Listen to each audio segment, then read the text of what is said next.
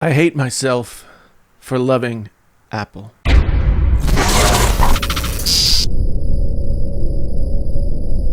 Apple, we have to talk.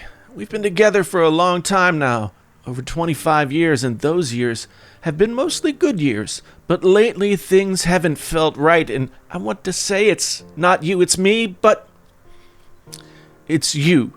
This relationship has taken a turn for the worse, and maybe it's time for me to just start thinking for myself. It's all take and no give. You take my money, and for years I was okay with that, but now we have this. I just don't know what to say. Do you remember the good old days? We were so happy. We were so happy. I just don't know if I can be caught dead carrying something that looks like that. And the notch. Everyone says it's coming back this year, but it will look so silly, so outdated, so antiquated, especially when Samsung is looking so good these days, with those tiny little cute hole punches in their screens. Why can't you be more like Samsung? I never thought I'd hear myself say something like that. When did you stop caring? Or was it something else? I know you don't like to talk about Steve, but it's not just the new iPhones either. I mean, I gotta be honest, things have been bad for a while. Maybe it started with you're holding it wrong. But then there was Bengate and Trashcan Mac and Siri and questionable text and labor practices and awkward street dancing. When you came for the ports on my MacBook Pro, I said nothing. I told myself it would work out. USB-C, I told myself. USB-C is the port of the future. I wanted to believe. But at what cost? About $300 in dongles on top of the regular purchase price. And still I said nothing. And speaking of cost, why do your prices rise when the products offer us less and less? Yes, the new MacBooks are beautiful to behold. There are few that can match its beauty, but I'm so ashamed. I have to tell you, I'm so ashamed. I've been looking at the Razer Blade 15 after you go to sleep at night. I told the iPad not to tell you, but I don't trust it. It shares everything with you. I should have used my Galaxy S10 Plus. I know you tried with the MacBook Pro keyboard too. I know you did. Those butterfly switches were so svelte and so tickly. But those failed. Think of all the people who had to live without R's and E's and G's and all the other letters. You said you fixed it. You promised. I believed you. But then the second generation keyboard failed, and you rushed out a new version with a prophylactic rubber layer over it, the whole thing. But now we know. You failed us again. And the HomePod, well, let's not speak of the HomePod. Yes, it hasn't been all bad, yes, of course. The Airpods are really convenient, and the Apple Watch has done many good things. It's helped save people's lives. They're good products, and I'm proud of you. I really, really am. But is that enough? Is it? Yeah. This week was the last straw.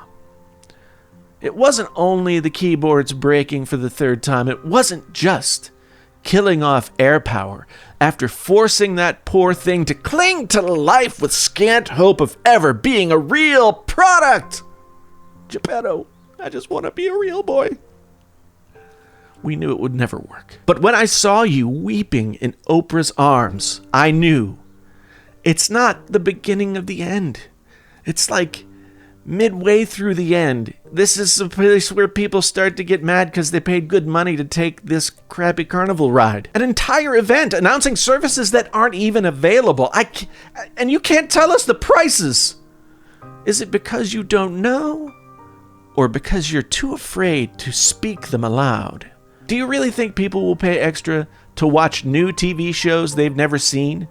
There's already too much to watch. I'm not going to give up my Stranger Things or Game of Thrones or whatever for Rachel from Friends 20 years later. I don't care how much I love Jason Momoa from Iowa. I can't see myself paying for that.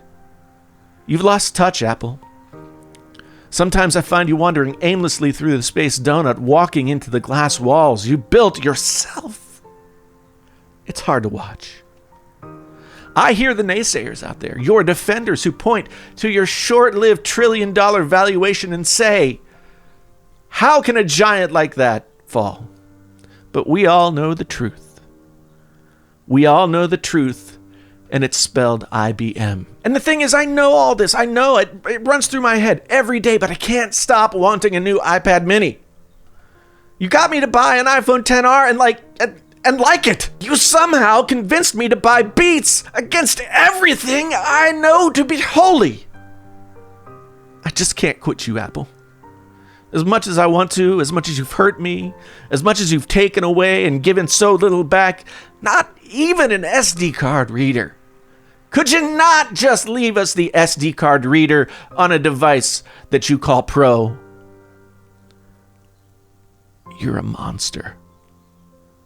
But I can't quit you. I still love you, Apple. I hate myself for loving you. But when I use AirDrop, I can't help but think there's still something in there.